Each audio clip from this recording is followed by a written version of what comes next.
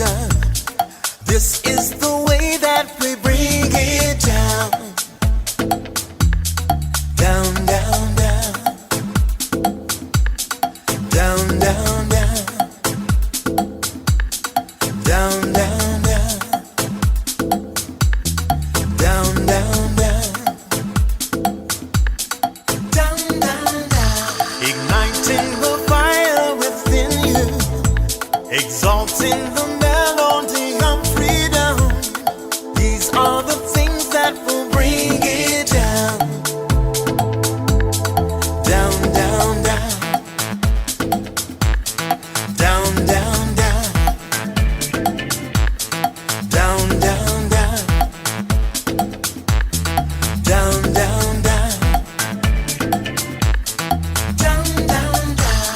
So gather the faithful. Tell everyone to stand and shout loud. Shout loud. Shout loud. Let's bring it down. Let's bring it way down. Let's bring it down. Let's bring it down, down. Let's bring it down. Let's bring it way down. Let's bring it down. Let's bring it down, down. Down, down, down. Let me tell you, it's in the air. Joy is in the air. Love is in the air. Can you feel it? What it feel like? Freedom. What it feel like? Don't sleep on it, brother. You might get left, sister. Can you feel it? What it feel like? Freedom. What it feel like? Justice. No need to be counted, cause I am down. Down, down, down. Down, down, down. Down for the end of racism, for the end of bigotry, cause I am down. For the end of misogyny, that's right. For all the isms out there, just down, down, down. Let's bring it down. Rise up, people. No more foolishness, and let's bring it way down. Riding the river of change into the cries of contrition. This is the way that we bring it down. Down, down, down. Down, down, down. Down, down, down. Down, down, down. Down, down, down. We are the children of Eden, dancing and celebrating freedom. We are the ones that must bring it down. Down, down, down. Down, down, down. Down, down, down. Down, down, down. Down, down, down. So gather the faithful. Tell everyone to stand and shout loud. Shout loud. Shout loud. Let's bring it down. Let's bring it way down. Let's bring it down. Let's bring it down, down. Let's bring it down. Let's bring it way down. Let's bring it down. We've got to bring it down. Down. Stand up and shout. Stand up and shout. Rise together. Accountability starts now. The Eric Dawson Radio Show. Yeah. Rise up. Stand up, shouting loud. If you are not prepared to come to that table and to represent that voice, don't come. Because we don't need any more brown faces that don't want to be a brown voice. We don't need black faces that don't want to be a black voice. We don't need Muslims that don't want to be a Muslim voice. We don't need queers that don't want to be a queer voice. And if you're worried about being marginalized and stereotyped, please don't even show up. TGI Friday. OMG. Gee, I'm telling you guys, it's been a rough one. This has been a rough one. Hey, Diane, listen. You know what? I'm about to start singing some songs that my grandparents were singing in church. I'm coming up on the rough side of the mountain. Good morning. Well, I'm so glad. See, isn't that wonderful how your parents get you started with your morals and your spirituality, and you remember it when it's necessary? Hey, that's what I was singing. Hey, Diane, won't he do it? Won't he will? Won't he will? Absolutely. Listen, I was in the bakery at 3 o'clock this morning, Diane. It was just me and him. it was just me and him, Diane. I was on fumes. I don't know if you've ever literally just operated on pure instinct, like on autopilot. But I literally was 100% for a little while. At some point, I kind of kicked into gear, right? And then, you know, I was doing stuff. But at some point in the beginning, I was literally just moving through the bakery, and it was just muscle memory. It was all of that stuff, and I was just like, I just got to keep going. I just got to keep moving. And it was that Christmas cartoon. Remember, put one foot in front of the other, right? It's you'll be walking across the floor. I'm just like, just keep moving. I say, if I sit down, if I'd have stopped, I'd have fallen asleep. Oh, I would have tipped over and fell asleep on the floor. Well, good morning. But I'm here now. I'm up. I'm ready to go.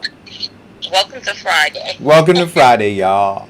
And listen, listen, it rained last night. I walked outside, and and I had no idea it was supposed to rain. My alarm went off at 2 o'clock a.m. to get me in the bakery by 3 a.m. And when I walked outside at 20 to 3, it was pouring. Oh, wow. And I didn't even care. Guys, I didn't even care. I just like a zombie. I just walked to the car. I didn't I did. Look, and all I was thinking. This is the cost of being a boss. When you want something, you got to work hard for it because nothing comes easy. You know what I put on my page the other day? I said everybody wants to get to the top of the mountain, but nobody wants to climb it. Yeah. Do you understand? Nobody wants to climb it. It's hard, but it's a blessing. I'm telling you. Yeah, it is. Yeah. But you know what the blessing in the rain was? My tomato plant is happy again. Exactly. Yes, Exactly. man.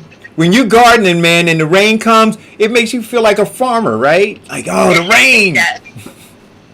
Absolutely. I think I am a farmer. I don't know what the full definition of farming is, but I'm pretty sure I'm there. So I'm going to call myself Farmer Diane for that one because I have stuff that's growing. It's edible because he's eating some tomatoes and haven't gotten sick, and it's still flourishing. So I'm good with that. Wow. But Can I get you some overalls and a straw hat? Yeah, I don't know about that though. I'm working on it. Hey, Diane, FedEx truck gonna show with a mule for you. Stay focused. You need some coffee or something. I got coffee. No, I'm not. Look, I got coffee. Amina brought down a smoothie. Oh, she topped it with. Is this cinnamon? Wow, she put cinnamon on it. So I got. Okay, well, you sip on that while I introduce our guest for today. Yes, we do have a guest. Yeah. So on the phone we have Reverend Sandy Lemon, and he's here to represent Chosen Generation Community Corp, which is a comprehensive Malay foundational program. And we're going to do something a little different. And different is always good. This is the way I look at it. Look, different is always good. It brings, it opens your mind, gets your mind right, your spirit right. We're going to open with a prayer. Reverend Lemon, are you on the phone? Yes. Go ahead. All hearts and minds are clear. This prayer goes out to anybody who's struggling with something and they need the word of God for encouragement. Oh, Heavenly Father, we come right now, sending our prayers up to you vertically as you send them down to us horizontally, reconciling any dilemmas in our life, covering us in your great grace. In the name of Christ Jesus, we say that we love you and we thank you for all the things that you've done for us, that you're going to do for us. And we just give you all the glory. We ask you to take notice of all our circumstances as we go live our daily lives. We petition you and invoke you and compel you to dwell with us each and every day. No weapon formed against us can come against us if you're behind us. And this we say, amen, and so be it. Amen. Amen. That's a wonderful way to start off. So, Reverend Lemon, tell us about the program, where you guys at, and what the program actually does. Who can benefit from your program? Absolutely. Well, the name of our program is Chosen Generation Community Corp, and we're located at 147 Montgomery Street in Patterson, New Jersey. And the founder of the program is Dr. Willie Moody. Let me give you a brief bio on him. Dr. Willie Moody Jr. was born and raised in urban North. Newark, New Jersey has an extensive history of human services and ministry. Dr. Moody matriculated at the very prestigious Frisk University of Nashville, Tennessee. Historically black colleges where he obtained a Bachelor's of Art degree. He then matriculated at the Meharry Medical College of Nashville, Tennessee, where he obtained a Master's of Public Health degree. Reverend Mooney received his call to the ministry while investigating the spiritual dimensions and substance abuse treatment for his thesis preparation. He later pursued higher educational studies at Drew University Theological Seminary of Madison, New Jersey, where he graduated magna cum laude and obtained a master's degree in theology studies. In 2006, he received his certificate as a psychiatrist rehabilitation practitioner from the United States. Psychiatry rehabilitation, I apologize. Dr. Moody became a licensed minister in 2007 and was later ordained in 2009. Dr. Moody founded the Chosen Generation Community Church Incorporation. In 2012, Dr. Moody obtained a doctorate of ministry degree on May 15, 2015, Drew University Theological Seminary. His dissertation exploring those indispensable factors in living and affect Christians' life. Dr. Willie Moody is happily married to Reverend Sharon E. Lee Moody, and they are members of the House of God, end quote. This organization is designed for Christian based individuals who seeking to return to God like the prodigal son and live a different life and come out of the abyss of depravity from God, the absence of God in their life. It's a 12-month program. Let me just go to the other chart here, excuse me. Yes, I can speak to it. It's a 12-month program designed with four categories. Yeah. Good morning. Wait a minute, Vincent. You got an intro going on. It's designed with four categories, which is the initiation, implementation, integration, and invigoration. And within these four categories, we divide them up 3 months, 3 months, 3 months, 3 months. And within those, we have institutes that they must meet each and every day as they work towards becoming viable citizens once again within the community. We don't just leave them there. We're going to have work programs and help them get a job after they complete the program. Now, this program is intensive because it's for the willing, not for those who come through and looking for a home for 12 months and then go right back to their same ways living in the streets of the world. But those individuals who have had enough of living in depravity from God, as I stated earlier, it's a Christian-based program. Now, that doesn't say that we don't take other individuals that's not of Christian faith, but we let everyone know up front it is a Christian-based program and it's a strict program. We believe here at Chosen One, Tier 1, that God can make all things straight. Your belief in God can make all things straight in your life. But you got to put work in there. Faith without work is no faith at all. So we're trying to bring you back home, Graham, and the steps within it is going to help us achieve that with a willing spirit. So Reverend Lemon, who does that program actually work for? Is this for men, women, youth, adults? And give me like what one day would look like for a person that would be in this program. What should they expect at the end of the program that they should have? Okay, this program is designed for men at this particular junction, and eventually we want to open up a program for women. But as it stands right now, the black women left the black men in education in the 80s, and the black men fell to the wayside in education. And this program is designed for men right now. And in the course of this program, I'll give you, for instance, let's just say we take institute on, I'm just finding it right here. We have staff meeting, let's say on a Monday, we have a staff meeting, you have wake up, you have breakfast, you have chorus, then you have devotion. And the institute would be staff meeting. And in that meeting, we'll have a discussion where we pull out what's going on with the individual. What caused you to sway or go down to this other path? What pain are you still carrying with you? That's one institute. The second, during lunch, then we'll have lunch. And then the second institute will be an encounter group, which is probably similar to the same thing. And I apologize, I kind of conflated the two. The staff meeting, the staff meeting first, and then the encounter group. So then we have, go ahead. So the overall goal of the program is to help for the recovery of men in their alcohol and abuse addictions. Is that what the comprehensive program is supposed to do? Yes, alcohol and drug addiction.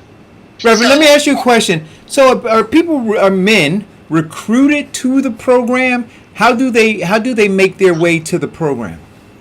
Well, this is one of the reasons why I wanted to come on your program, Mr. Dawson, is because it could be mandated. Some of them could be mandated, and some of them could be walk-ins. And it's my job as the program developer to reach out in the community and make this program known that there is help out there for you. There are a lot of people out there that want help, don't know where to get it, or not haven't reached to that point of where somebody's showing them that kind of love. They're like, this is what we have for you. You have a little push.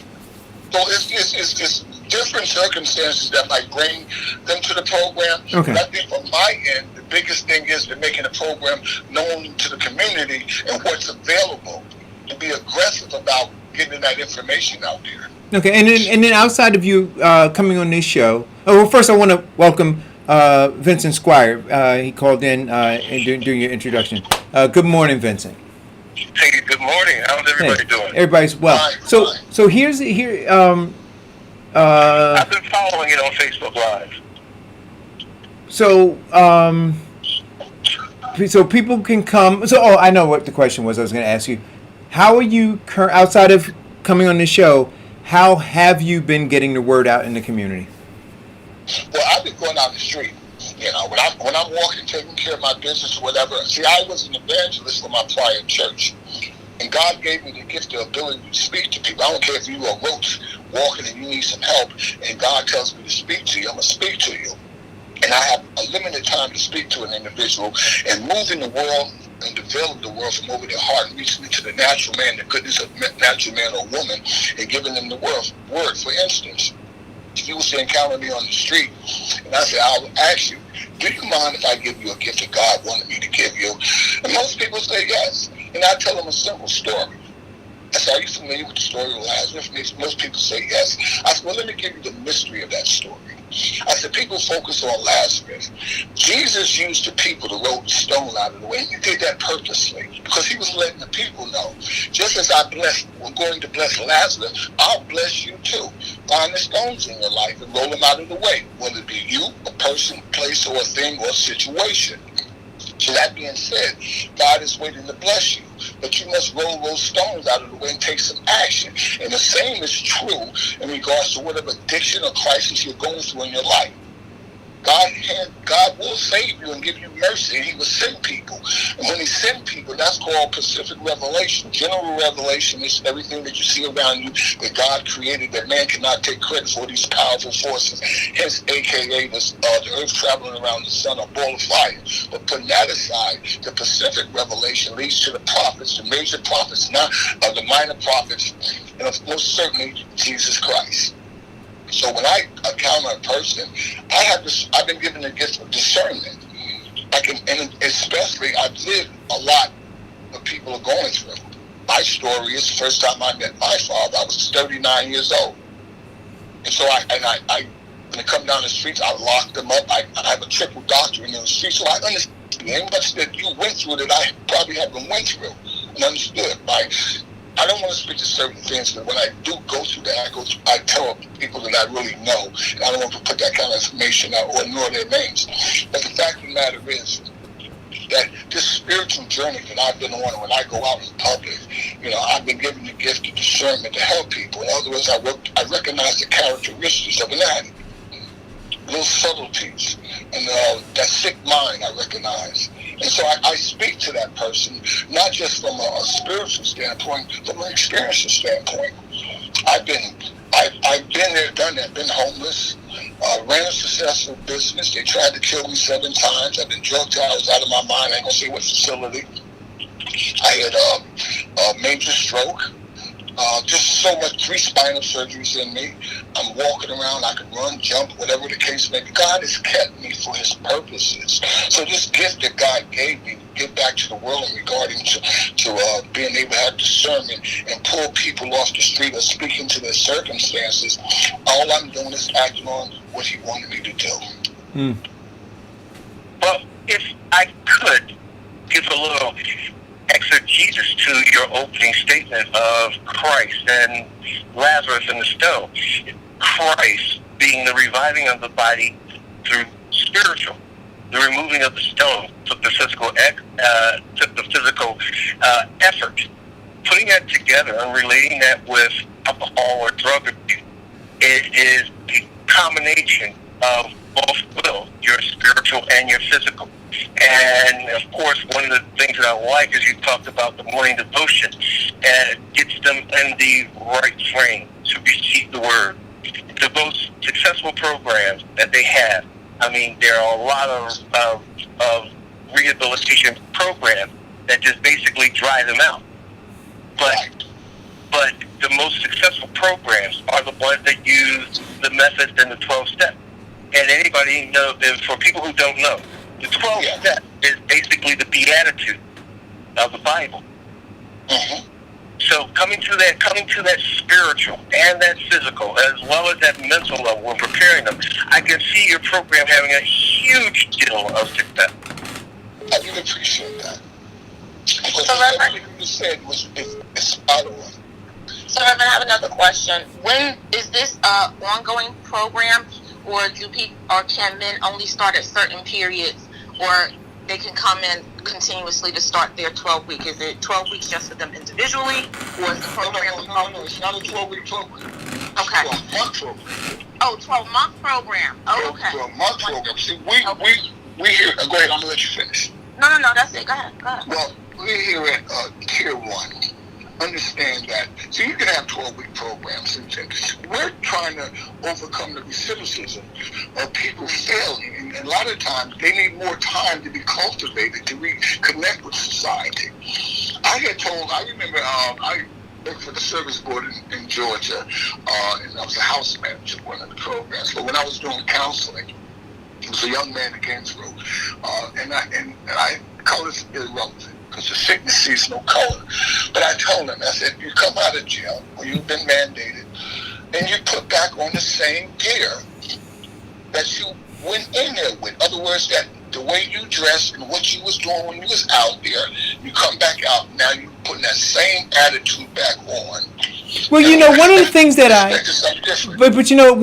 one of the biggest things, and I have family members who've gone through either AA or NA, and the most significant thing that there are a lot of things, but for me, what connected with me in terms of working with them and being supportive of them is the idea of changing people, places, and things, right? So when you no matter what you go through, like you said, if you come out and you go right back to the same place and you're hanging around the same people and you're doing the same things, it's just a matter of time before you backslide, right? And so a massive part of this has to be extricating the person physically, emotionally, mentally from where they were before. Correct. Yeah, absolutely. If I could, one of the things that I do, I'm the prison minister for my church. Working right now on my doctorate in theology at Lancaster Bible College. And recovery and addiction and recidivism is one of my biggest passions. What I've seen and doing some counseling and talking to people and preaching to people in the prison, and why recidivism is so hard, is one of the things that they say in the 12-step programs. They cannot admit they're wrong. Exactly. And then and they cannot admit that underlying, and then there's that underlying issue that forces them to continue on with that failed ideology that they're absolutely right, and they're not the problem, it's the people the problem. Or as one of them said, I don't have a problem with drinking, I have a problem with people messing with me while I'm drinking. I agree with you, and one of the things that I found that I think that's important is that when you're counseling people, first of all, everybody got to examine themselves. And if you're counseling people and your house is not clean, spiritually clean, because God does not occupy a dirty house, and by no means He gives you permission to shadow the sins. We're all on the journey, and we renew our mind each and every day. And so it's important when you're counseling people, consistency, truth, honesty, because you want them to do self-examination. I took a managerial course years ago. I don't remember the title name of it, but the analogy was good. And we all have these file cabinets that we store stuff from life experiences. And if we don't get rid of that stuff, it becomes baggage because it's blocking your future and it tells you where not to go, like a baby touching the fire. And the baby remembers, won't touch that no more because you got burned. Some things you have to let go. And the analogy that I would make, how I make that point, in order for the plow a field, you got to use both hands, and you can't look back. Because if you look back, you're going to cross the lines, you're going to mess up your harvest. And the reason why you have to balance that and forward is because so you can have something to look forward to. And my point is this: your blessings are ahead of you, not behind you. So when you help them get rid of this baggage, this pain that they've been carrying, it could be anything that they have yet to overcome. So that's very important to get all this garbage out that they've been carrying around. Right. And a lot of times people, it's called the big tree little syndrome. People want to put you on blast while they hide behind you. No, go get your own son and grow to be a big tree. Don't put me on blast so you can hide behind me and not solve your issues. Yeah. So one of the things that and certainly I am not a counselor, but just observing. And talking to folks myself, one of the biggest hurdles I see is trust or the lack of. Yes. Right? That because of whatever the circumstances are that they're dealing with, over time they have developed this callous when it comes to being able to trust. How do you overcome that?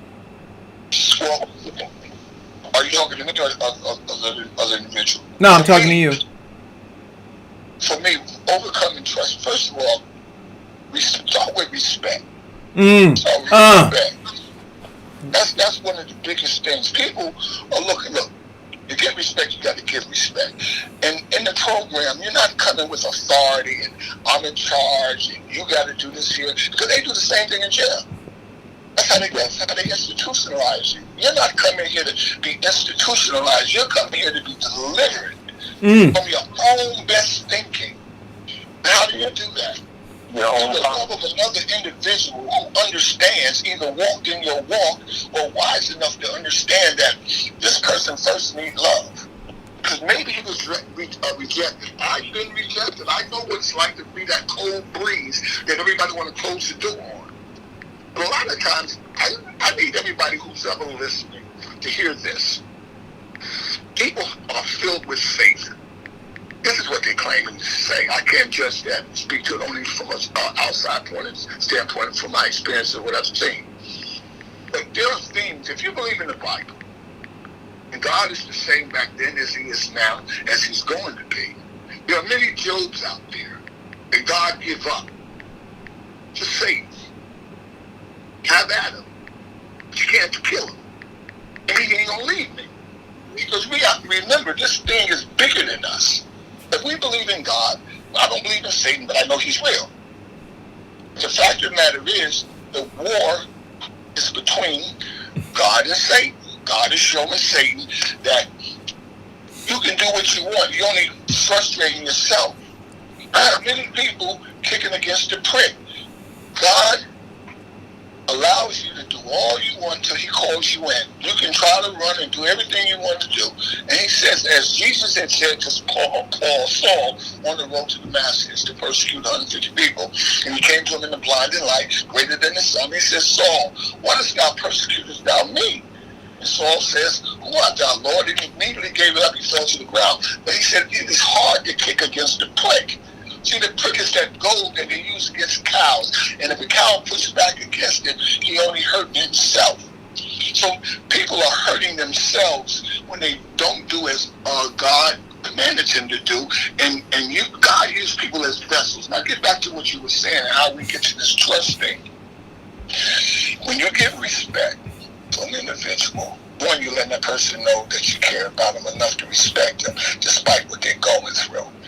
That's an opening. Of course, God is love. We all know that. And love is greater than all things, even though other people choose to go in a different direction. This baggage that you're carrying comes from a lot of different avenues. I know it personally. I know the pain of it personally. I've seen it. I've been in churches and masjids, and the people who's prostrating, praying, doing evil stuff within the buildings. That's just a building. The temple of God is us. So when we get love and respect, it helps the individual drop their barriers down and their guard down, because they want to trust somebody who can take them in and give them the love they've been seeking or been denied. So, Reverend Sandy, and for those who are just tuning in, remind them of the name of your program, where it's located, and how they can get in touch, how men can get in touch with you to help with their substance and alcohol abuse into a recovery program. Okay, not a problem. The name of the program is Chosen Generation Recovery. We're located at 147 Montgomery Street in Patterson, New Jersey. I can be reached at 973-955-8231. I'm 24/7. If you're in crisis, you need somebody to talk to, you can call me. And go ahead. Now, on staff at your program, you have social workers, counselors. Yes. Let me give that to you. Let me give that to you real quick. Put my glasses back on. You know, as you get older, you don't see as good as you. Yo, you know what? I don't. Yeah, I'll talk. I won't do I won't have my senior moment, but yeah. But medical and clinical support staff is Dr. Belinda Contreras. I'm not saying that right there. PSY, period D, licensed psychologist, Reverend Dennis Garu, I believe, substance abuse counselor. We have the clinical side, most definitely, that meets the psychiatric side of the person's need. So there's two sides to a program, and that's the clinical side, and then the other side of that's the reality side, that the day-to-day life and people they interact with, that you have to see talk to them, and see what's going on with them, take your notes, and this information is shared in staff meetings and so forth like that. How can we better serve? Because in a drug treatment facility, everything is evolving. One day it's this. We're looking for methods and solutions, and it ain't always done based upon, because if I could back up a little bit, something that you said, and I've noticed this a lot, especially in doing counseling, that people, you're right, people are coming to that or having a lot of problems with addiction because they're in a state or they're in a place of pain. And failed ideologies, hurt, things that have happened to them, whatever that pain may be. And that pain is one of the biggest blockers keeping them from trusting, not only trusting people like counselors or people who are looking to help them to get better, but the biggest problem that they have is trusting themselves. Absolutely. Absolutely. So Reverend Lemon, one more thing. Is there a website that people can check out? And I want you to have a word, because we have to move on to the next thing for the last 2 minutes. And to let people know, and please go into the feed and put information into the feed today and always moving forward. And we look forward to the founders of the organization coming back to us on August 12th to give us even more information. Absolutely. But that's going to be Central AG Newark at yahoo.com. So it's CNTRALAGNEWARK at yahoo.com.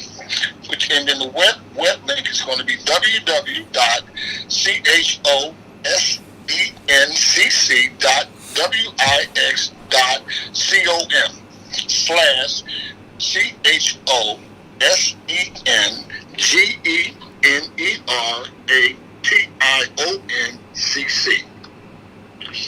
Great. And again, this is a Christian-based substance and alcohol abuse program, but it's open to men of any faith, correct? Yes. Okay. Thank you, Mr. Lemon, Reverend Lemon. It was wonderful for you to come on. Yeah, man. Thank you so much, and thank you for all that you do. We need we need people who are advocating for those who, because of sickness or other kinds of things, are not able to advocate for themselves right now. And so, I want to thank you for that, man. I appreciate that, and I would be remiss if I didn't say this here. I spoke with your father on the phone real quickly, and we discussed what would it take to change the plight of black people in America, people of color. And I told them, I said, the key is the black woman, because she has the most influence on the children. And I focus my thoughts on the black woman and try to disseminate the right information, positive information, that we can start putting it into our children, and therefore they can grow up with a sense of worth and self. So this is why if you look at my page, you'll see over 1,000 people, but mostly it's over 1,000 women. That's been my goal for the last 7-8 years, and I've been accumulating women of all the dynamics. So I just wanted to put that out there. And to Carl Sharif, I love you, brother. And you always told me if I needed anything, you'll be there for me. So I just love you, brother, and respect you, and God bless you, rest in heaven. God bless you. Keep up the good fight. Thank you, my brother. I appreciate that. Have a good day. You too. All right. So, Eric, you've heard it, and Vincent, you've heard it.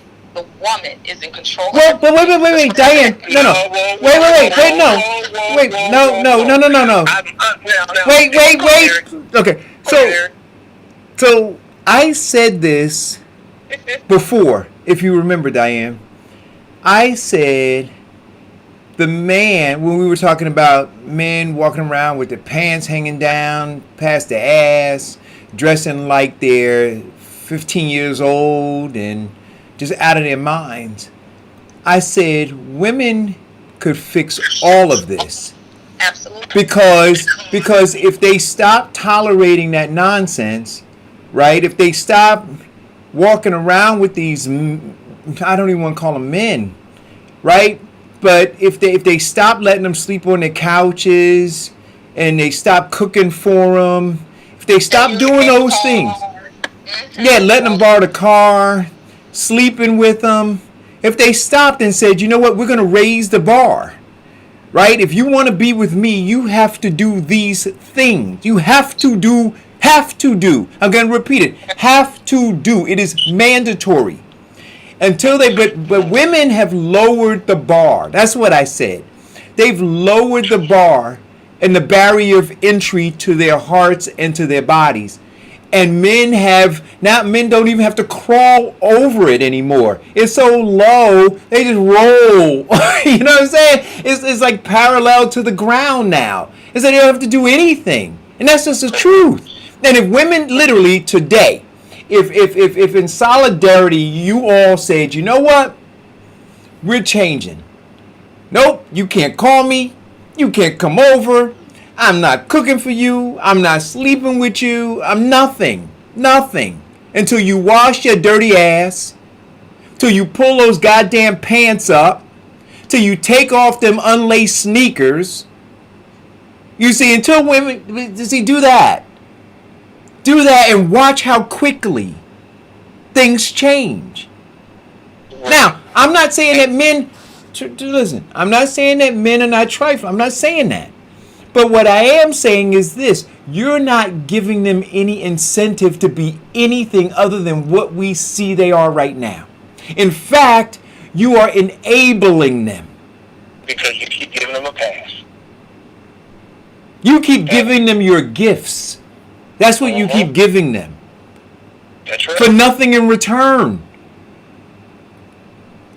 That's right. If I could add to what Eric's saying. Oh boy, here go 3 sentences too much. Go ahead, Vincent. And I've said this before. If it was not for the black women, the black men would have been extinct in the 70s. But yet at some point in time, we started giving our men a pass. And I'm a firm believer that for a woman to show the world how powerful she is as a queen, she has to show them how high she prompts and supports her king. And in supporting him not in a way to make him weak or less than, but in a way that, and using, like Eric says, using her powers, her strength to make him strong. Because it's only in the two of them do they go far. Individually, yes, you can move, but not as far as they would go collectively or together. Well, that's a whole nother. And I'm not dismissing what it is that you're talking about. Yep, there should be this level of support. There should be this whatever. There should be all these other things. Right. I'm talking very basically about this. And again, in my lifetime, I saw it, right? Because I'm a guy, and I saw other guys who were pitting women against women in order to drive the bar down. So they would say things like, well, then you know what? I don't need you. I'm going to go over there to this one. And then that one over there was waiting for him, right? And instead of supporting her, instead of supporting something bigger, right, which is that this guy is trifling and needs to be better, right? She undercut the other girl, right, in order to play the short game, right? And the long game was she wound up with a baby from him, and she can't get child support from him. And that's her long game now, right? Because she didn't take the time to understand, you know what? He's really not mature. He really doesn't have these things, and I have the ability to uplift him, right? By not giving in to his childish whims. But instead, because you wanted what you wanted, right? You stabbed her in the back, right? You enabled his foolishness.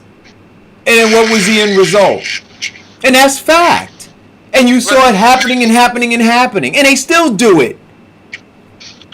So true. So we're not gonna drag this out. We're gonna move on. So the next thing is on the top of the docket. Get your minds right for this, because I'm gonna move fast through a couple of them. Kanye West's petition to appear on the New Jersey ballot is riddled with errors. So if you look at the petitions that he turned in, you can blatantly see, and as they would say, a blind man can see, that they forged, that the same person signed and printed and then sign people's names. So I can Diane, probably won't listen, go to ballot. why we have, Go ahead. why we have, Kanye is mentally ill. 30 seconds. Go ahead. Right? He's mentally ill, and I gotta tell you, I don't even want to stomp on him. I saw the pivot in this young man when his mother died, right? And the trauma of his mother dying is playing itself out now, and unfortunately, Kanye doesn't have enough people around him who care about him. They care about his money, they care about his fame, they care about all these other things, but don't genuinely just care about Kanye West. And so all of this is happening. It's sad to watch. Next one. Okay, wait, Vincent. This one is yours. Jada Pinkett Smith has deleted all of her Instagram pictures as a special reason, stating that until they arrest the people and prosecute them for Breonna Taylor's murder, she's taking down all her pictures. Do you really think that's a bold statement? I believe that she believes that what she's doing is right, but some people would actually consider it to be a public relations stunt in lieu of recent events. But, however, it does bring some level of justice to Breonna Taylor. I'm all for it. How's that 30 seconds? Oh, good. You know what? Rapid fire for you guys may work better. That's ridiculous. We should get a retort, man. Are you serious? Okay, go ahead. What pictures did she take down? Did she take down nude pictures? What pictures did she take down? I don't give a damn about her. Wait. I don't care about her pictures. Who cares about her pictures? Listen, I'm telling you, if Black America is focused on Jada Pinkett Smith's pictures, it is further evidence that we're dying. Okay, New Jersey. Defund the government or not. Vincent, frustrated drivers are still camping outside motor vehicles in the heat, trying to secure their spots because they need to get in motor vehicles and get services done. What are your thoughts? Well, coming from a person who's been out there, my wife has been out there since 5 in the morning to get a spot. Yeah, frustrating, stupid, but you know what? Also, maybe the governor could tell some of these local municipalities who just use tickets as a source of income to back off because we're having such a problem with DMV. Eric? I got no comment. Okay. Jackson Township Council in New Jersey voted Tuesday unanimously to approve the first reading of an ordinance banning short-term rentals less than 30 days and eliminate pool rental. This is I believe this is a knee-jerk reaction to the 700 plus party event that they had down there that somebody did at the house. What are your thoughts, Eric? Well, that's going to also affect. Would that affect Airbnb as well? Yes, that's what they're saying. They want to ban any short-term rentals with a duration less than 30 days, and especially eliminate any pool rentals. Well, look. So forget about COVID-19. There are people who are surviving on Airbnb. I know people who supplement their rent using Airbnb. For instance, for the real story, a friend of mine, she goes and stays with her parents on the weekends and rents her apartment out. And that's supplemental income on those weekends. So she gets to do two things. She gets to see her parents, but she also gets to rent her apartment out. And that supplemental income helps her stay in her apartment. So now when you eliminate that, she won't be able to afford her apartment. So these assholes who decided to throw a party, right, and further to spread of COVID-19, and this knee-jerk reaction now by government is going to do more damage. I think it's horrible. I think it's horrible. They got to find a way to target these individuals without, just going scorched earth with it, which is what they're doing now.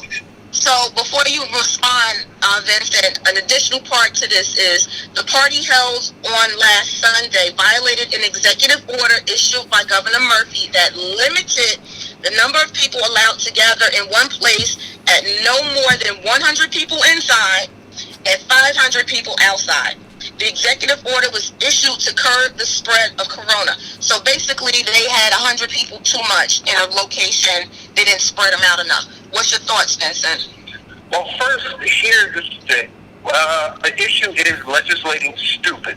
So since we can't legislate stupid, because as we know, it happened, even though there was a law. Now what they want to do is attack the people who are renting to them. Now you want to put your hand in my pocket because I rented to somebody who was stupid, which means that I have to have my crystal ball out and put all kinds of waivers on there, increasing all the aggravation of just a summer rental. It's been a summer rental town since the beginning of New Jersey, pretty much. But now, all of a sudden, we want to make laws to change that. And they're not doing it for COVID-19. They're doing it more for the money. That's all it is. Okay, so now we have more New Jersey legislation votes to make Juneteenth a state holiday. Oh, God. My thought. Oh, God. Wait. My thoughts. A law that should have included reparations. That's how you legislate. People need to know the difference between good and bad leadership. Murphy is bad to the core. The legislation establishes the third Friday in June as Juneteenth and must be signed by the governor to become law. So it's sitting on his desk.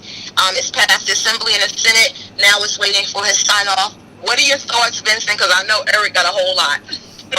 First of all, we said this before in the show. All they're going to do is give us something that we don't want and did not give us what we need. And you know what? June 13th, they've been ignoring it just till June 19th. So all of a sudden now that there's a big movement, let's give them something to keep them quiet. No. We're now in a position where we should stop accepting what they give us. Stop taking the government keys. Stop dealing with, just accepting only a $1,200 stimulus and demand what we need. All this is a PR thing. Follow-up question. But are we really making demands? Listen, I'm throwing up in my mouth right now. Governor Murphy, I'm throwing up in my mouth. I mean, this is ridiculous. Are you... Look, because let me tell you what I see. And we talked about this before we came on air. Black folks going to be running to the store to get flat screen TVs on sale. They're going to be going to get new rims for their cars that they can't afford on sale. Right? They're going to be going into further debt. Right? Because of these sales. Nothing is going to fundamentally change. There are no tangibles that are going to be given to foundational Black America. See, I got on my ADOS shirt today. And I got my ADOS hat on today. I got my armor on today. Governor Murphy, this is bullshit. And you know it is. And you're smiling and laughing all the way to the bank because you know your slave catchers and Negro whisperers are out there corralling black folk, making them feel happy and dancing because they think they got something. You got nothing. You got absolutely nothing. You know what you got? Remember Abner Uwima? That's what you got. That's what you got. Yeah. That's all you got. Yeah. Next. Oh, did you respond? Go ahead, Vincent. See, the whole thing is this. It's nothing. As he said, if you want to do something for, Black America or Black in New Jersey, why don't you do something to actually increase the fair housing? Why don't you do something to actually get them, reduce their food insecurities? Why don't you do something to actually alleviate their taxes?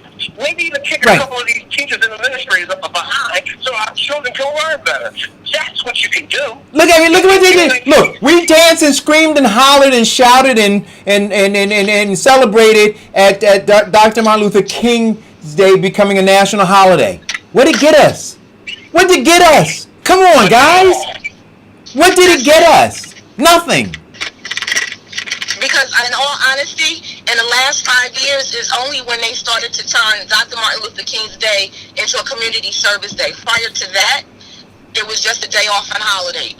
What do you call it? Holiday savings at the stores and stuff like Right, that. but if you wanted to celebrate Dr. King, you would have been actively fighting for poor people, because that's what he was murdered trying to do, right? So, but all of these folks, all of these elected officials, much like when he was alive and we did the rerun of Death of a King, right? They all abandoned him then and they abandon him now. They murder him every single effing day. That's what they do. And so now, and we talked about it. Every town that has a Martin Luther King Boulevard is they're selling drugs. They're turning tricks. They're killing people. And it's a filthy neighborhood. Every single town that has one. Oh, well, we honor him with the Martin Luther King Project. Oh my gosh. Come on, black people. Please. Okay. This is directly from Linden, New Jersey. So I don't know if you saw a video I posted up for Watch Party a couple of days ago. Back maybe at the beginning of this week, a 70-year-old black woman was asking a white man about a parking space. He got out, berated her, called her all kinds of nasty words, the N-word, snatched her cell phone when she tried to call for police help, took her cell phone out of her hand, out of her car, threw it down the street. They have protested a couple of days, and they will be protesting again today. So what they're saying is the mayor of Linden, Dwayne, Armstead, has not come out to say anything. They went to the police department. This woman, the 70-year-old woman, was interrogated by the police department. Now the Union County prosecutors are now stepping in, even after they went to the prosecutor's office for help too. So now they're coming out publicly. There's an article on NJN.com where they're doing an investigation.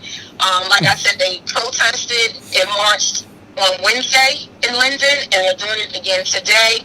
What are your thoughts with these protests, our demands, and why does this stuff continuously happen if everybody's screaming Black Lives Matter? Can you see? Oh, go ahead, Vincent. Go ahead. Well, why these things are possible and what I'm glad for is, as John Lewis said, getting now into that good trouble. These protests bring attention, and we cannot let our foot off the gas. Let's keep shining the light on them, exposing them for what they are, and forcing change. I'm gonna drop the mic, or as my kids say, period. All right. Okay, Look at Diane. Let me give you my comment, and then you're going to go, because I know this is going to be more long-winded than mine. So Tuesday, we had a council meeting in Hillside, and one of the things that I did with the council meeting, which I said I'm going to start doing before, because I'm a former councilwoman, and I know that the people that I sat next to in the diocese are straight stupid. I'm going to start not only giving them what the problems are, but I'm also going to give them a list of solutions. So I gave them a list of solutions on how to fix the problems that we're having in Hillside. One of the things is they wanted to name a part of the street Black Lives Matter Way, which I pushed back on, and many other residents who are black pushed back on, because it has no significance behind it. It means nothing. When you talk about stuff and you don't put legislation behind it, it's just like you talked about before with Governor Murphy. It's just basically a finger in your face. So what are your thoughts, Eric, and how do we propose and turn these marches into actual legislation, especially with this black woman, this senior, this elder in Linden? All right. So this is what I want to say. Stop being hypocrites. Look at how we treat black women. Look at how the black community treats black women. And then you want to go and march because somebody else treated her the way you treat her every goddamn day? Are you kidding me? Seriously, I am done. I am so done.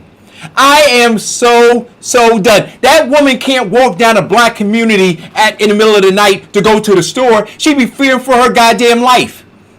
And we are now, right? Same deal, right? When we sit and we protest because a white cop killed a black man, but we got black people killing black people every goddamn day, and we don't march about that. We don't put an end to that. See, we train them how to treat us. That's it. That is it. So look in the mirror at yourself, all of you. We train them. So they treating us like this because we treat us. They look and say they're savages. They say they are savages.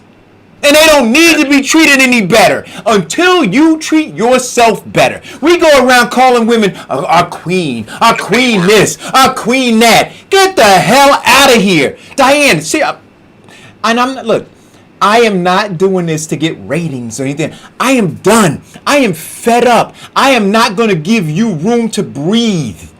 I'm not giving you a pass. I'm not allowing you to point the finger at that white man until you point the finger at yourself and say that he's a reflection of what you do. Stop it. Stop it. And yeah, he needs to be taken to the woodshed, but you do too. Vincent? Well, I'm going to volunteer with that woodshedding for him. But I agree with Eric is that one of the biggest things that we do is show them how to treat us. And they do call us savages, but you know what? We don't have to act like it. We need to set the example, to set the bar high. Because we need some change. We need change. We cannot continue on living like this. I cringe thinking of the things that my child is going to go through. And in fact, most of it is some of the same things that I went through and my father went through. We have to stop this generational racism, this institutional racism, this systematic racism. We have to actually force them to understand that we're human beings and that we have the same rights as anybody else. Okay, great thought. Okay, so for all of my reality star watchers like myself, black reality star shows that we watch, we have Love in Huntsville, and we have several other ones. So Love in Huntsville started off to be a very classy show, has now turned to ratchet and trashy. And I say cancel them all. Because until, like you guys say, until we start doing better, we should not be expecting other people to treat us differently. Now, that's just the one statement on that. Tamar Braxton, who we didn't talk about before, we did briefly, attempted suicide.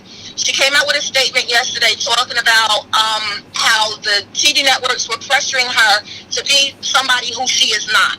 So basically, they want to follow you around and do all of these, to entice people to watch you. However, what happens is they alter what people get to see. So they cut and paste according to whatever they want the viewers to see because they want to see the drama and all of this.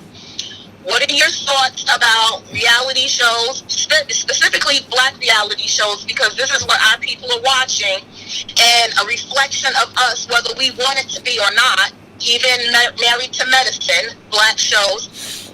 What should we be doing and what is the call to action in regards to these reality shows? At what point do we say enough is enough that we cancel them all out? Vincent. Okay, I do believe that we need to cancel now because a lot of them put people of color in a very negative light, and they're driven by ratings. And people want to see, or the white media or the white mainstream America wants to see black people doing bad and into the ratchetness and the fight. And that's all you see with these reality shows. Somebody's going to get hit. Somebody's supposed to somebody else. That needs to stop. We need to shut that down. What we really truly need are more black production companies, more black producers. Streaming right now is the number one form of media. And mainstream media is like the dinosaur looking at the comic coming. Let us now put our mark on the streaming media with great programs exhibiting black people as true to themselves, making and exhibiting them as credit to their race, making them to be the people that we know we are. You gotta stop. This is the black face, just on mainstream media. And we need to cut that out. Eric? Because Eric, and I asked you because I know you, me and Amina, we're glued to that TV watching the reality show. Right. You know what though? It's people are drawn to train wrecks. They are. They're drawn to everybody is. Think about it. When you drive a car, if there's an accident, they call it rubbernecking, right? And there's an accident you're going north on the parkway, and there's an accident south, The reason there's traffic on the south side, on the north side, is because everybody is turning and looking at the accident on the other side. They could just drive and you'd have no issue because there's nothing obstructing you moving except the fact that you're drawn to a train wreck or a car wreck in this case. And such is the case here. And so, again, when we talk about how they see us, why they treat us the way that they do, when we allow ourselves to be put in that light, right? For money. It's the short game. You're playing the short game, but you don't realize, maybe you do and you don't care, but there's somebody over there watching that, and they're formulating opinions about not just you, but black people. They say that's how they behave. Then you wonder later on why you get treated the way that you do. Honestly, I have to agree with you. Well, both of you, of course. When I traveled outside of the country to other countries, and I always turn the TV on just to see what's on, to follow the news, even if it's in a different language. The stuff that they put on TV, on their television stations and networks to reflect who they are is not how we do it here. They will show and project the best parts of them all the time. We don't seem to do that. And I don't understand, why is it the money that gets us so sucked into, or the fame so sucked into it, that we are willing to sell our souls to the devil? Because that's basically what. Well, it doesn't start with the money first. You know, it starts with the lack of respect for self. Mm-hmm. See, when you don't respect yourself, you allow somebody to do that to you. Do you understand what I'm saying? No, Diane, nobody will ever, people who know me, they'll never call me and ask me to involve myself in any buffoonery. Because they know me. They know me. They say, no, don't call Eric for that. Right? Because I project myself in that way. That says, no, I don't get down like that. You have other folks who project a different image of themselves. They do get down like that. And so people approach them as a result of it. So it's a lack of low self-esteem and just a lack of self-love. Yeah. Okay, so here's the next topic. I'm sorry, because my phone went in and out. Text. Okay. More laws in New Jersey. So yesterday they had a vote, and Assemblywoman Brittany Timberlake, she's going to try to call in, but she's on another call. She had another appointment call at 11 to discuss the bill that they put before government to talk about providing assistance for renters who are behind on their rent, as well as assistance for homeowners who have mortgages, and provide a work between the mortgage company and the property owners to give them some type of alleviation so that they would not be held accountable in ways of their credit being lowered because of late payments while they're waiting for renters to be able to pay. What are your thoughts in regards to what do you think? Because we're all property owners. Mute your phone, listen. We're all property owners, and we also own property where we send out renters. What are your thoughts in regards to that? Finally, we got a politician that wants to do something for the people instead of for these big corporations. That is the best thing I've heard all freaking year. Okay? We spent trillions for things like Roof Chris and the Shake Shack in terms of this coronavirus economic stimulus. Yet they forgot us. They forgot the landlords. They forgot the mortgage owners. They see what happened in 08 with the mortgage crash. And yet, of all those trillions of dollars that they're giving away, which the majority of people have to pay for, they have never, ever considered that. Does that make any sense? But here's one of the things. We can sit up here and get together and we're going to go protest because, somebody cussed out a 70-year-old woman. Why don't you go protest? Because people of color, number one, people getting evicted and foreclosed for it. Protest for something worthwhile. So let me give you a little bit more of what the Assemblywoman's bill says, and this is, anybody can research it. It's in New Jersey's Assembly. It's A-4034. It requires banks to offer fair mortgage forbearance agreements for homeowners to prevent a mass amount of foreclosures, prevent mass amounts of evictions by requiring landlords in COVID-19 economically impact tenants to work out an affordable rental payment plan, and stop landlords and banks from reporting negativity to credit agencies for late or no payment during the state's public health emergency. So that was something, and if everybody who is familiar with Assemblywoman Brittany Timberlake, she is definitely for the people, always fighting to get laws passed. We don't always agree on how she does it. We don't always agree on the things that she votes on, but she is a person who is accessible. So I've always been able to access her as well as other people to get our opinions to her, because we don't want Assembly or Senate or Congress people to just go out with only their own information to create these bills and these laws.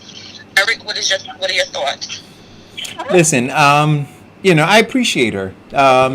Like you said, don't always agree, but she is accessible.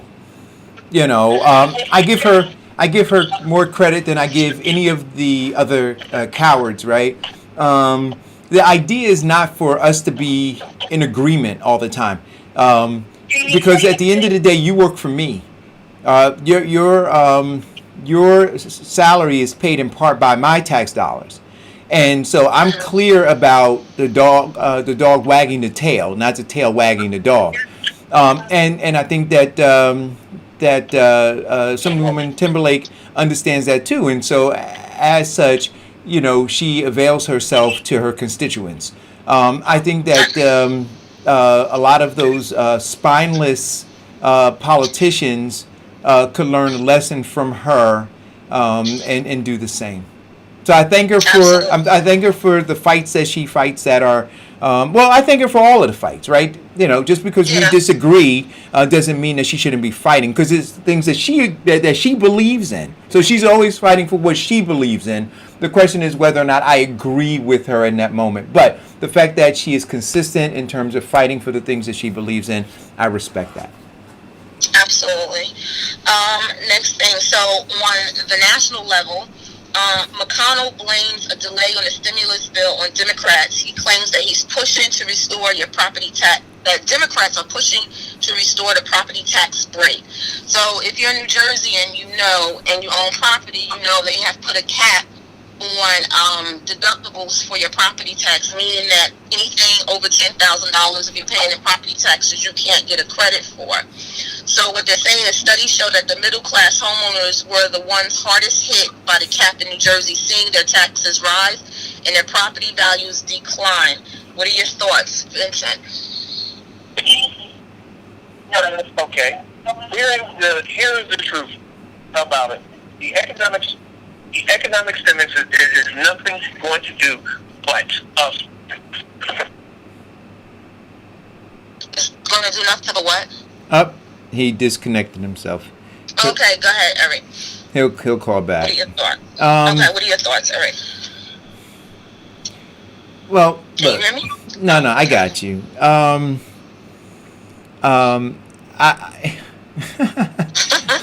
I can't. I'm gonna go on another tirade, Diane. Okay. Yeah. No, I was looking forward to Vincent in a calm way dealing with this. Okay. All right. Well, here's something. You want to stay calm, or you want to escalate your heart rate? No, let's stay calm. I got a fan blowing on me. It's humid out here, and I don't want to pass out. Go ahead. Whatever you want to bring. You sure? Okay. Go ahead. So, New Jersey voters will now decide whether to delay the redrawing or how power is allocated in the state legislature. So, a controversial measure to delay how districts are redrawn that affects the power structure in Trenton gained enough support among New Jersey Democratic-controlled legislation Thursday to let voters settle the issue in November. So basically what's happening, there was a plan that they claim was needed, but they don't want to put it in place because they have delayed the census. the census, which a lot of people still have not completed by the federal government that's sent out, will determine how you have representation in your particular district in your state. Mm-hmm. So because of that, because the U.S. Census forms have been delayed, New Jersey Democrats who are in office want to delay on how redistricting can be done. Because basically what they're saying is there are certain areas where they can take away power because of the number of people that are in that district. Right. And areas where they can add on to it. You okay? Yeah, I'm good. Talking too much. All right, drink some water. So Vincent's back. So I'll let Vincent answer the tax issue, and then I'll address this power play that's going on. Go ahead, Vincent. Exactly. See, the problem that we have with the tax issue is that we are taxing people who have no money. We're talking about over 4 million people within the last 3 weeks filing for new unemployment. Who are you going to tax? And what are you going to get from them? What we actually need is that our governors, our mayors, and our freeloaders to actually start sharpening the pencil and start making some cutbacks who are already suffering this barbarity. And what we need to do is that they have to remember who they serve and who they represent and do something finally for the people who are suffering. That's what we need. Call it go. Hey, Eric, what's up, man? How you doing? I hope all is well. Hey, what's up, Vincent? How you doing today, man? Will, how are you? I'm doing well. So, I don't know if Diane is still on the phone, but, Diane, I wanted to thank you for giving me that information about Brittany Timberlake, because that presentation with Brittany Timberlake, along with the assembly, man, that was off the chain. She did an excellent job in reference to representation for that bill yesterday. She took her heart and soul into that. Say that again? No, go ahead. She did a real good job. Some of the people I've been hearing, were against it for some odd reason. I don't know if it's because it affects people in the urban areas. But it really played itself out. 49-12 vote. She was victorious. You just got to give it to her, man. Representation. That was representation.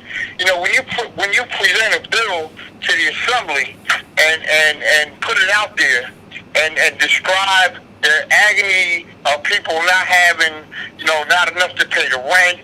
Homeowners like you. They're trying to survive, to keep their tenants alive, in their apartments and keep life going. But, sometimes you got to understand that yesterday, man, she was on point. She stuck to the point, stuck to the bridges. Some of the politicians down there a little arrogant, that didn't like what she was doing, but she was representing yesterday. And you got to give it to her. I got an opportunity to listen to the entire event about the bill. Hopefully Governor Murphy signs this bill because it's needed in this community. It's needed in Orange, East Orange, York, Irvington. Regardless of what was done and all that, she stepped up her game. I was gonna text you right after that and just give you the information that, hey, listen, man, she stepped up. Let me tell you, Assemblywoman Brittany Timberlake is nothing to be reckoned with. If you have followed her in very short political career, she is literally New Jersey's AOC and Ilhan all together. Absolutely. Because she definitely fights for the people. She definitely fights for the people. She definitely is very outspoken. I mean, her dad was a military man, so she don't come with no mess, and she don't take no crap from nobody. And she's also humble enough to take your opinion and value it, which is important. And that's what many of us have to start to look at in our leadership. People who are willing to listen to us and take time to listen to us and our gripes and concerns, and then those that are in leadership positions who are just pacifying us to get us out the way. we have to be, as residents and constituents, more alert to who they are and pull them out of the crowd and support the ones who need the support and push the other ones out the way. She had came down to one of our Orange Democratic Committees meeting. You know, the chairman had invited her to this meeting.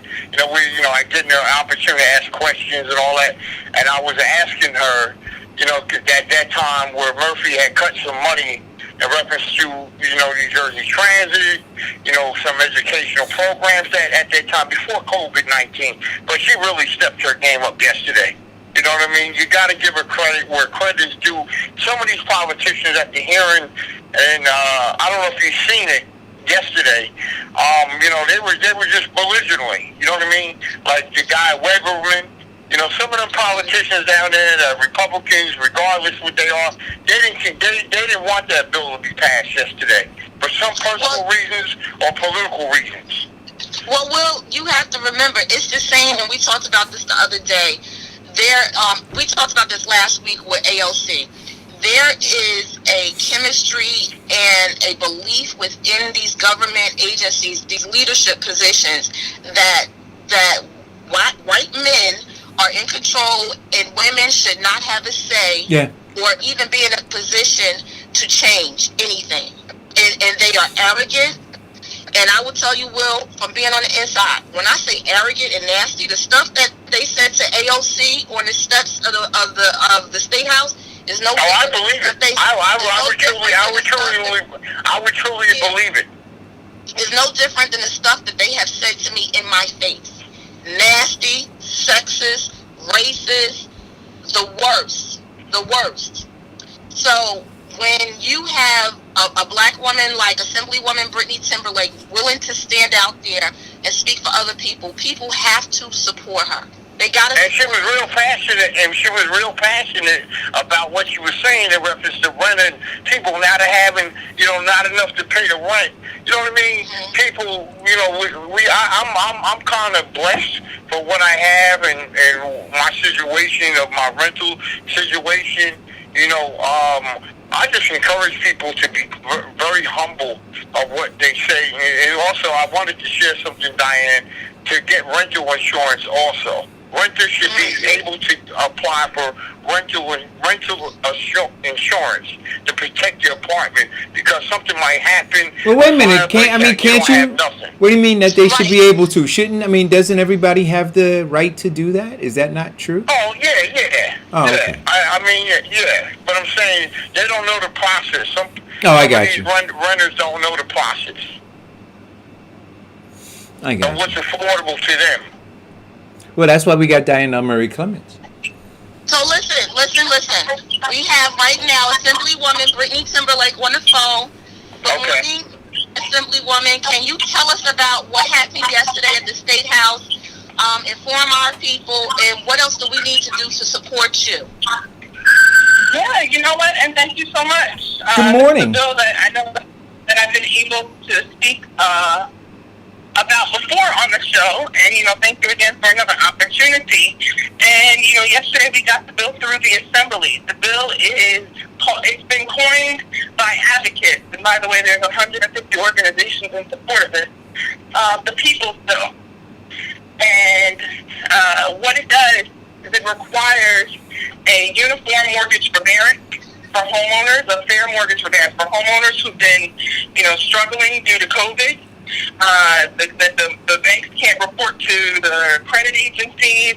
They have to offer a fair mortgage forbearance, which really looks like extending their loan term instead of demanding a payment in a lump sum on the 91st day or in the near future that they're not going to be able to afford. So it's about preventing foreclosures, which, you know, Diane, you and I have spoken several times. The state leads the country in foreclosures, and our black and brown communities lead the state. So what that means is our Camden, our East Oranges, our Newark of the state are leading the United States in foreclosures still currently to this day. So, you know, this is about making sure that we're protecting wealth, particularly also of communities of color. You know, and then there is the other aspect of the bill is for tenants. and it establishes a repayment plan structure. If a tenant and a landlord cannot come to an affordable arrangement on how to repay the rent that has been past due because the person is maybe waiting on their unemployment or just, has been affected. Maybe they had to spend, $15,000 that they didn't have to bury a loved one who unfortunately passed because of COVID, and God bless all of those who we've lost in our great state and around our world to this very ugly virus. But if they cannot come up with an affordable repayment plan, the bill specifies a repayment plan for them. And without this bill too, it's a very balanced bill. It's for homeowners, it's for tenants, and it's for landlords. Without this bill, there's really no real recourse for the landlord to get their money back. You can't get blood from a stone. If you evict someone, which by the way, there's been tens of thousands of pre-evictions already filed, waiting for the current protections, the no eviction, no foreclosure protections to expire. And, when a landlord does that and this person who's struggling is evicted, what you're looking at is a mass amount of homelessness. Okay? And with the mass amount of homelessness, now, that landlord is going to have a very hard time collecting anything that was back owed from that person who is now displaced and homeless. So this is something, without this bill, even though corporate landlords, this is a classic corporation versus people type of bill. Our bill is for the 99%, but unfortunately the 1% is really fighting hard against this. And they've been trying to, gut the protections and kill this bill from the very beginning. Speaker Coughlin has stood with us and has stood with the people, and he posted the bill yesterday, and we got about 46 votes on it. You need 41 for it to pass. And we also had bipartisan support from Republicans.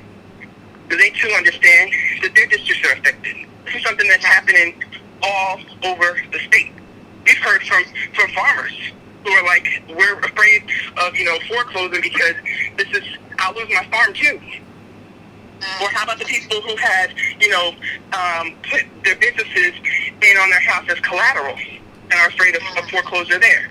And then you have the single mother, right, who's afraid to be displaced and the landlord is threatening them. Then you have, the men who are proud to leave their households, who are now, they've through their pride have called their offices and said, I don't know what it is that I'm going to do because I don't know how to keep my family off the street. You got people that even made it out of the vicious cycle of homelessness, which is very difficult to do. And they're saying, I can't go back. We need this bill. So this is about people, not about profit. Everybody, we need all hands on deck. The Senate has to get the bill through now. We were expecting for them to do it yesterday. They did not. We don't want any more changes made to the bill. So, Assemblywoman, what do you need the people to do to make sure that this goes through the Senate and gets to the governor's desk so we can get this signed as soon as possible? What's the next steps? The next step is to call your senators and let them know that you stand behind this bill, the people's bill, okay? And let them know how important it is to our communities. And I always say this too, be respectful when you call people. Don't call disrespectful, because you won't want anybody calling you like that, okay? Right? Right. So don't be disrespectful. Call them up and respectfully ask the bill. And also, one of the things too is you can always contact the Senate President's office. It is at his discretion to list what he's going to list for the vote. And again, please respectfully ask for them to put it up for a vote at their next voting session, which unfortunately is at the end of August. We wanted this bill to be done. People, look, here's the bottom line too, pun intended. This bill saves the state millions of dollars just by doing good policy. Because imagine the amount of money we're going to have to throw at the issue of homelessness, which dovetails off of homelessness. You have mental health. You have widening food insecurity. You want to talk about a digital divide? Imagine the digital divide amongst homeless and children. Going back to school, and it's just really, this is about people, and we really got to get it done. Enough is enough. Assemblywoman Timberlake, this is Will Hathaway. How are you today? I'm well. How are you? I'm doing well.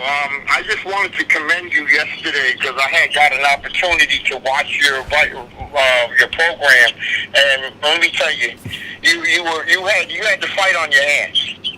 You had a fight on your hands, and I do appreciate your service to for the renters, because I'm a renter myself in Orange. Also a district leader in Orange. We serve the people. That's what you do. I mean, it kind of. I sat there for all them hours, and I'm wondering, what could if I was homeless? You know what I mean? Yeah. That's what COVID is doing.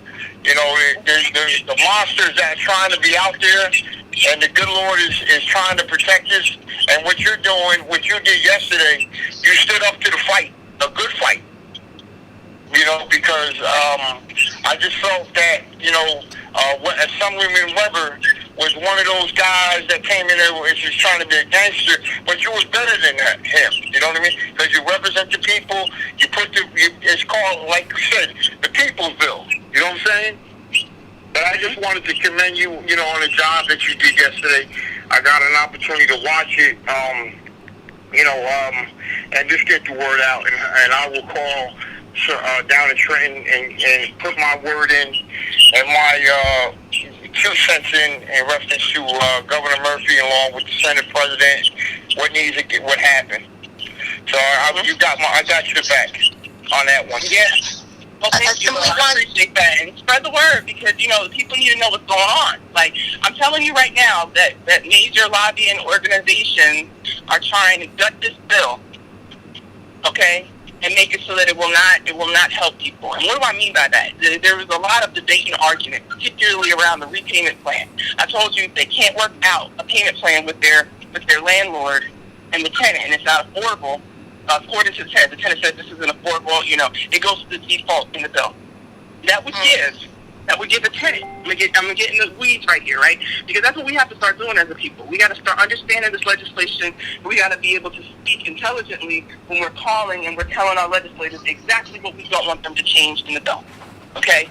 And for me, it's been big about this repayment plan, because you can get a repayment plan, and if it's too expensive, guess what? You're going to end up in eviction court, right? If the repayment plan is too high, it's kind of like buying a car. Anybody can go and write something down and go pull Rolls Royce out of a car lot. But if you can't afford that payment plan, who's gonna come knocking in about a month? That's absolutely right. Man, right? Okay, so let me tell you about the repayment plan, the default repayment plan. If you can't work something out with your landlord, you would have 6 months to pay every 1 month that you did not pay during the state of emergency. So you will have 6 months to pay every 1 month that you did not pay during the state of emergency. So on a $1,500 rent, what you're looking at is you would be paying, and now the state of emergency is over, you're back at work, but you're trying to catch up, right? So, you're paying $1,500, and on top of that, you would be paying an additional $250 to catch up on what it is that you owed until you were done. Now, what we're doing is we're encouraging people to also apply for rental assistance. I know Newark Mayor Ross Barker has done a hell of a job, okay, with rental assistance, and through this entire crisis of COVID. I'm very impressed. I've always been very impressed with his leadership. I'm certainly impressed with his leadership even now. And, they've done rental assistance. I know East Orange has something going on for rental assistance. We're in the state of New Jersey, the BCA has rental assistance. So we're encouraging people to apply for that so you can write down how much it was that you actually owed. Okay? But then, that's whenever the default payment plan comes in for whatever assistance that you weren't able to get. Now look, I'm gonna tell you straight up. We were trying to make it so that repayment plan would be even less. Right. Okay? In order to get it to the floor and in order to get it to where we got it to, as is with all pieces of legislation everywhere, you have to negotiate and you're trying to get people on the same page. Okay? So what we were able to secure was that 6 months. We originally asked for 12, others asked for 3 and 4 months. We got 6. That's what we got. And now that it's in the Senate, I'm telling you now, major corporations, and their representatives are going to come, and they're going to probably try to change that part back down low. Of course they are. They're going to probably change it Of course they are. paying an extra. Right. But yes, you know it. And they're probably going to change it to where it would be you're paying $500 on top of the $1,500 rent. Okay, you see what I'm saying? Again, a repayment plan isn't worth anything if it's not affordable. Okay. Well, one of the biggest components of that, or the argument with that, is that it has to be actually affordable. That's what she just said. People cannot pay double their rent, and within that time frame. Exactly. But, it's unrealistic to think that they can. So I need everyone to be informed on this bill. And when you call, you let them know, look, Senate, I know you're going to be making some amendments, but leave the repayment plan alone. Leave it alone. Yes. Well, Assemblywoman, I want to do two things. First, I want to say thank you for doing something for the people and giving them relief and giving them something that they can actually hold on to or have hope in. I'm doing everything I can to support this bill in terms of communication. So after the show, could you give us somewhere where we can find the postings for it, where we can who people can call their senators and their respective districts? And second, I gotta say this: it is very rarely that on this show somebody issues out praise for Barack. So thank you for the first. Yeah, no, listen, that's what I do. I work for the people. I don't work for anybody else, okay? This is what I do. So, but in working for the people, I need the people to also understand that we're working for you and to get involved in the process. We can no longer, not know what's going on in politics. We need to be watching this stuff just as closely as we watch the Giants and the Cowboys, okay? You need to be watching what's going on down there. We really do. Exactly. And I'm gonna start streaming live like we streamed live yesterday for the first time on the floor. Let me tell you about something else. There was a resolution, Slomo, and I'm very proud of him, a colleague, Caucasian male, and it seems to be an ally to the movement of Black and brown people. He put up a resolution, in support of Congress and on the federal level to remove and authorize the removal of Confederate soldier statues in federal buildings and also, state buildings throughout the country. And he was saying he was supportive of it. And there was a man who's also a new assemblyman. This is the stuff that happens in Trenton. That I need everybody to wake up. Okay? There's another election year. Yeah. It's another gentleman who's new, and he is a Republican and a former soldier. Okay, for our country, and I'm grateful for his service to our country. But he stood up and said that he was speaking on behalf of veterans. And said that that Confederate soldiers were actually, soldiers of the United States, and that no soldiers statues should be removed. And he and a few other veteran Republicans abstained from that measure. That's what we're dealing with down there. That type of mentality who's in power. Okay? Yeah. So they're trying to hold the line on the removal of Confederate statues. Are you kidding me? Are you kidding me? There would be an uproar. There would be an uproar if people were trying to hold the line on the removal of Nazi soldiers. So, I'm just saying, we need to be, people are like, look, I don't do politics. Well, you ought to. You ought to watch this stuff just like you watch the Giants and the Cowboys. Get into it, watch it, stay woke, see what's happening, see who's working for you, see who's not, and vote smart. Well, Assemblywoman, I appreciate the work you're doing. I appreciate you being in the fight, and everybody has to get in the fight. We can't just sit and watch you fight. We have to join the fight. And so I agree with that. Absolutely. Yeah, everybody. Thank you for your time. Thank you. Thank you. All right. Listen. Talk to y'all soon. And by the way, that bill number is S2340. So when you're calling your senators, respectfully now, remember that. You call in your senators, ask them, to support S2340 and that it be listed at the next voting session. And I know this is mainly a Newark base. If you have any questions or really want to get into the advocacy fight around this bill, contact Ironbound Community Corporation. You can ask for Maria Irene Lopez, or you can ask for Drew Curtis.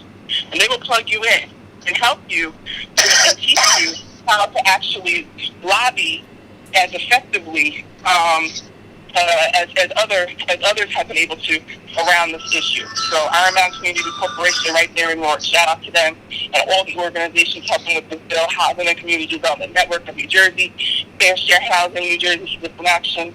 Like they've been really helping to lead the charge. So please join us all. In that respectful piece, should we respectfully remind them that this is the election season? I mean, absolutely. The assembly isn't up, nor is the senators for the state. It is a federal election, with Donald Trump, Joe Biden. But it's all. I guess it's always an election, right? Yes. Yeah. Assemblywoman Timberlake, thank you for all that you do. Thank you for making time for us and calling in. We appreciate you. Absolutely. I'll talk to you soon. Take care. All right. Okay, Eric, so I'm about to get my hair done. I'm going to listen in. I'm sure you can run the show for the last You're getting what done? 15 minutes without... Wait a minute, what are you doing? she getting her hair did. She getting her hair did? All right. So, listen, I appreciate Assemblywoman Timberlake calling in. But I'm going to say this. And I heard her say call your senators and be respectful. What I'm going to say is they have to earn respect.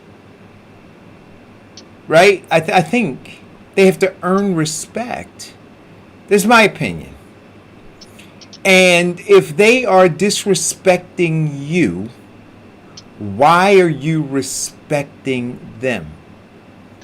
I just, I didn't want to go down that rabbit hole with the Assemblywoman. But my opinion is this. If somebody's kicking your back in, I'll tell you me. If somebody's kicking my back in, I'm not asking them to please stop. You understand what I'm saying? I'm not, all the niceties are out the window. And we're fighting. And so this legislation, this bill that Assemblywoman Timberlake is proposing and fighting for, she's 100% right.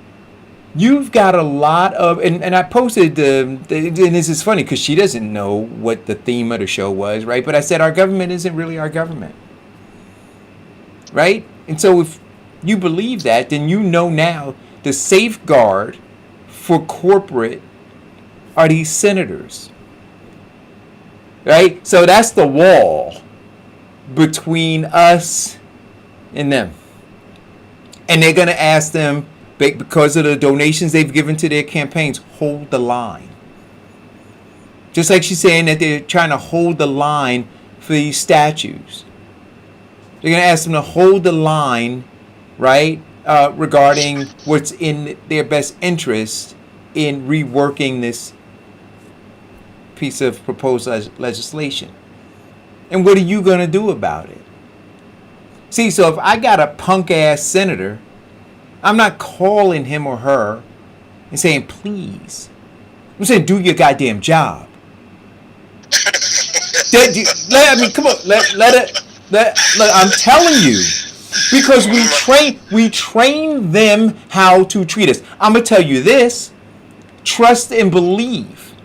When I lived in Berkeley Heights, New Jersey, those residents there weren't polite when they called their local politicians.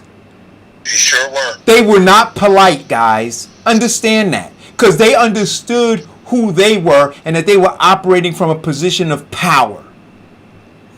And so because we've been taught to be docile, that's how they see us. Children, immature thinkers, non-sophisticated people. Like she said, we don't do politics. That's who we are. No, do your damn job. Oh, I'm coming for you. That is my phone call. Yo, what are you doing? What the hell you think you're doing? See, that's it. See, because I'm paying your salary. Go ahead, Vincent. No, I'm in agreement. I mean, if you ever are at one point I volunteered or as a staffer for a politician, when these people in these rich suburban areas are upset, they are letting it known and they get results. Yet we are so, as you said so eloquently, so trained to be, oh, please, master, if you will really be nice to me and not whip me so hard. No. Yeah. He's like, so master says, I'm still going to whip you. And all you saying is, please just don't do it so hard. Are you serious? Exactly. Are you serious? Exactly. Is that where we are? Exactly. Get your goddamn knee off my neck. See, so how do we fight for social justice for George Floyd? Right? Right? The knee on the neck. This is a knee on the neck. Let's be clear. But we go and we dance Black Lives Matter and we paint it on a goddamn street. Black Lives Way, they propose in Hillside. Right? This is a knee on the neck, guys. So what are you going to do? Please take it off? Meanwhile, you got your Black Lives Matter shirt on. You got your fist pumped out. You talking all kind of shit everywhere else. But then you go, please take your knee off my neck. Are you serious? I want you to understand. See, this is how they see you. You really ain't about nothing.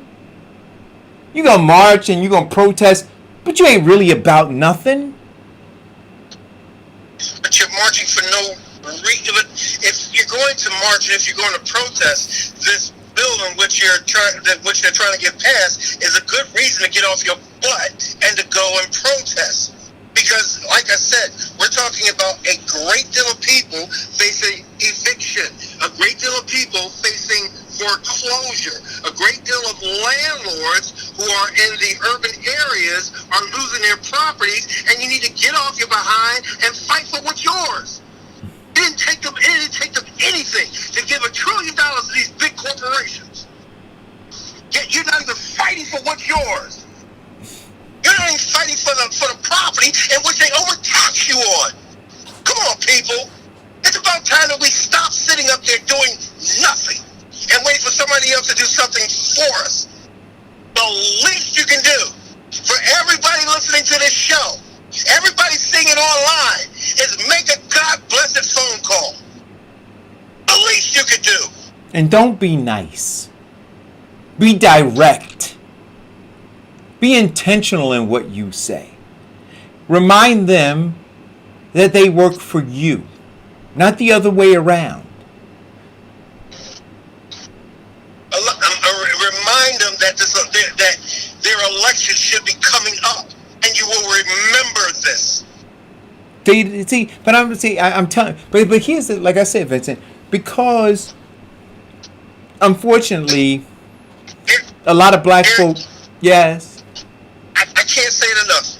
I am sick and tired of us taking what they give us rather than demanding what we need. Right. Well, but it's all conditioning, right? It is all conditioning. We have been taught. We've been taught. That's why I say to you, and I keep going back to that imagery, Vincent, of the water, right? To me, that was a pivotal moment for me to watch a major crisis, a health crisis, impacting a community of people. And those people, their response to it was to stand politely in line and wait to be handed a bottle of water. And what they did further is they taught their children and their grandchildren how to what posture they should take when confronted with a health emergency. That you ought not go and challenge your government, but that you should just go and stand in line and patiently wait in 96-degree temperatures, and then hope that they don't run out of water before you become next in line. See, that conditioning plays itself out here now. Because those are the same people that we're now saying, get up off your ass and do something. And I'm going, no, see, you got to see what they did. You got to look how they behaved when they were confronted with a health emergency that they were told would have a direct impact on their children and grandchildren. They didn't jump up and down. They didn't scream and holler. They didn't make a phone call. They didn't do any of those things. So I don't believe they will do it now. I am fearful that they won't. Eric, could I add one more thing? The one jackass who could have made a great deal of changes, they just nominated him to go back to the Senate. Eh? Do nothing. I am so sick and tired of people of color sitting down doing nothing. No, they're doing no. They're doing something. They're doing something. They are digging. They're digging their ditches. That's what they're doing. So come on now, Rick. They're doing something. They're digging their ditches, and one by one they're jumping in. I'm telling you. I'm really looking at spinning some negative aspects of my image, and there's certain choice words that I want to say to that comment, but I'm going to reserve it because I'm really getting passionate about this, and we need to actually start the fundamental change. Forget the old school conditioning. But Vincent, here's a classic example of why I look and say, see, while we're focused in emotionalizing what's going on with Donald Trump, right? This thing will have a direct and damaging impact. Direct and damaging impact. Listen, guys, incoming. Right? Yo, incoming. Did you understand what I'm saying, Vincent? So I'm not saying that guy in 1600 Pennsylvania Avenue, I'm not giving him any kind of a pass. But I'm saying right now, this bill, this proposed legislation, it will have an immediate and direct impact. Incoming. What are you going to do? So now you guys have learned how to say, because they taught you how to say it, stop Trump, stop Trump, stop Trump. Okay, got it. What are you doing about stopping the Senate? What are you doing about stopping these people in the Senate? Stop them, stop them, stop them. See, nobody's chanting that. Nobody gave you a poster or a billboard or a flyer or something with that on it or a shirt. And I guess because nobody gave it to you and told you to do it, you don't have enough sense to do it. Save yourself. No, they don't know how to do that. No. They're sitting back waiting for somebody to save them. That person that they voted for, who's been in office time and time again, who has done nothing for you. Now you're looking for them to save you. No. What is the thing that they teach you on a flight? In the event that the plane is in trouble, you put the mask on yourself first. Yo, listen, the plane is going down. Put your mask on and tuck your head between your knees. It's going down. But also on lighter news, since we got a couple minutes, Cherry Hill, New Jersey is now taking a vote to have Black history in their history books. And then hits this keyword. Listen, Vincent, I try to keep it simple, right? So I want you to understand this. If they're taking a vote to have Black history in the history books, that means that there are some people who believe that those books are not the books that we should be educating our children with. And didn't I say that the first thing that we should be doing right now, because this is poison, guys. These books are poisonous. They have poisoned the minds, not just of black Americans, but they poisoned the minds of Americans in general, right? About who black Americans are. And so all of these books, every single one of them, just like you guys are running around wanting to tear the statues down, I'm saying put that energy into the schools and take the books out. Can we quote Malcolm X? Only a fool will let his enemies teach his children. Listen, go ahead. Those books were made by the daughters of the revolution, and they haven't changed the content very much since then. Listen, I tell you, listen to that song by Tracy Chapman. She said you got to start all over. Got to start all over. But this again where I'm saying, so Black Lives Matter, but we drive our kids to these failing institutions. Black Lives Matter, but we do all these things that are contrary to the words on the shirt, the words now painted on the street, right? We live a life contrary to that. And we have to own that. And so once again, when that guy in Linden did that to that woman, right? Because in our own community, her life doesn't matter. Right? So that guy said, hey, shit, you kick her to the curb. Right? So why you mad at me? It's kind of like using the N-word. We can use it, but you can't. Yeah. Exactly. Take all the books out. You got to take them all out. You have to take them all out. All of them. Right. And so for me, Vincent, here's the thing. For Cherry Hill to have that conversation, I got it. I'm saying, where are those conversations in these predominantly black communities? These black cities. With these black mayors, with these black Board of Education members, where's that push? Where's the push from the black U.S. Senator and the black congressmen and women?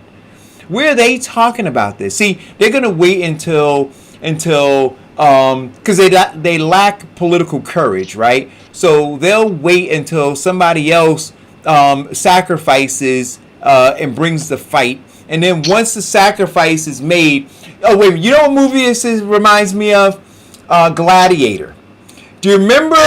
Do you remember when Commodus, after the war was over, Commodus got on his horse and he rode in and he goes, Father, where's the fight? He said, it's over. And then Commodus wanted to grab his father's hand, and right, he said, no. He goes, no, Maximus. Don't honor me. He said, honor Maximus. You understand what I'm saying? And then wait, let's keep it going. And then that's where Commodus, that's where he developed, right, that anger and that jealousy, and that ultimately led him to want to destroy Maximus, because he didn't want to face his own cowardice. Mm-hmm. Right? And Maximus was that mirror that Commodus had to continue to look at. Yeah. You see, the praise and admiration of somebody who would never praise and admire him. And all right, listen, we're at the 12 o'clock hour. TGIF. But listen, I want to thank our guest that called in earlier, the good work that he's doing. Right? Nobody put the information in the feed, so we'll get it in the feed. And Diana Murray Clements, I expect you to have. Wait, when she's getting her hair done, as humid as it is. She getting it did, brother. All right, yo, listen. Keep messing with your streaming radio wife. All right. Keep in mind you didn't sign that radio prenup, so be careful. Yo, woman, you getting your hair.